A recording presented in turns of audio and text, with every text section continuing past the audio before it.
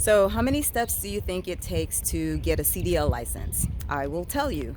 I'll tell you something else. You don't need a high school diploma or, in some states, even a GED to get a CDL license. Some states only require you to be able to read on an eighth grade level. So, stay to the end and see if you get the number of steps right. Step number one is that you have to get a commercial learner's permit. I'll give you my secret study tip at the end of these few suggestions. The suggestions I usually hear people mention are there's a free app called CDL Prep.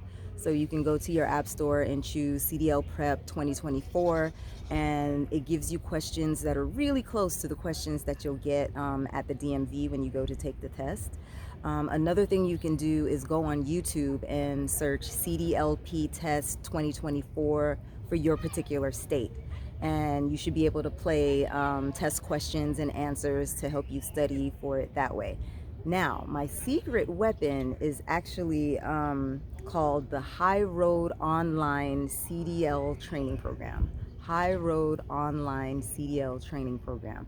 What I love about this program is that it helps you study in a way that reiterates the information over and over and over, so it actually stays in your head.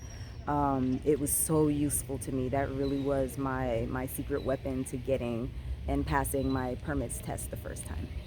You have your license. Now we're on to step number two, which is school. And can you guess what these schools are highly lacking in?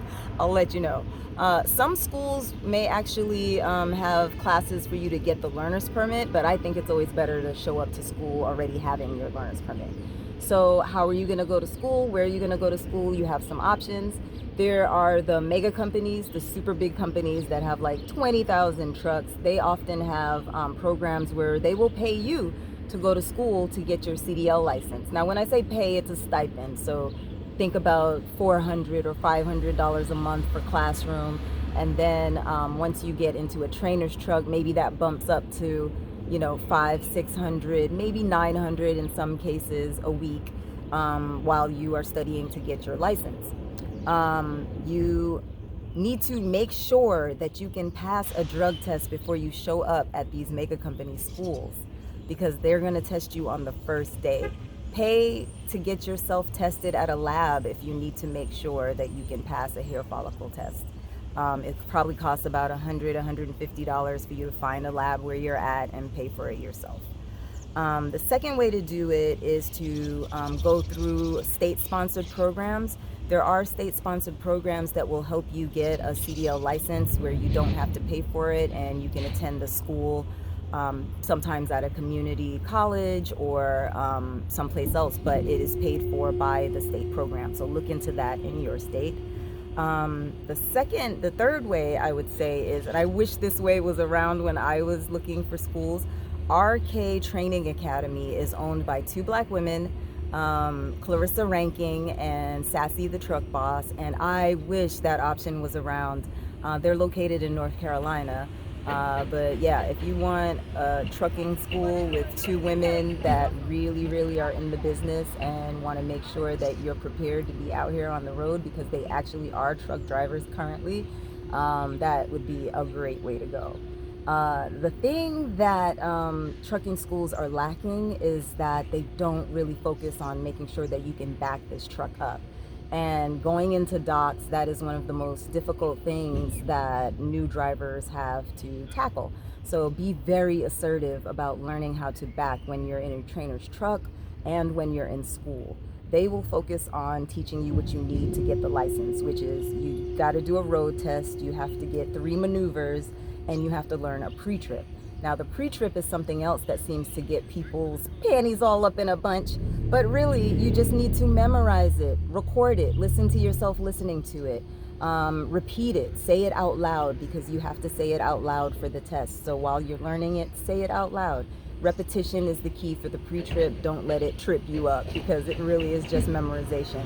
I spent the first week of school memorizing the pre-trip. I didn't even know what those parts were before I could spit them out route just from memorization. So memorize the pre-trip so that you can say it seamlessly. Even if you don't know the parts, you can learn the parts as you go along in trucking school. The three maneuvers that you likely will have to do is a straight back, an offset, and a parallel park.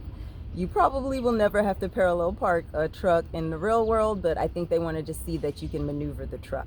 In some states, you might have to do a 45 back or a 90 back, but that doesn't seem to be the case in a lot of them. So again, trucking schools are lacking in teaching you how to properly back, so be very assertive about learning how to back the truck up. We are on to step number 3, which is you got your license, you passed the test, and now you need to find a job. I would suggest finding a company that has a new driver training program. This can be anywhere from 2 weeks to 2 months in some companies, where you'll be in a trainer's truck before you're given your own truck.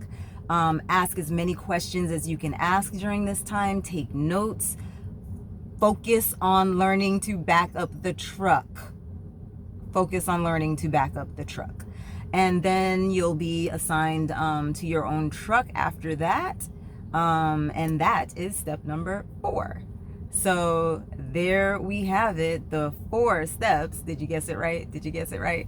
The 4 steps to becoming a truck driver. You want to get your learner's permit. You want to find a school to learn how to do the maneuvers and the road test and the pre-trip that you need to get your actual license.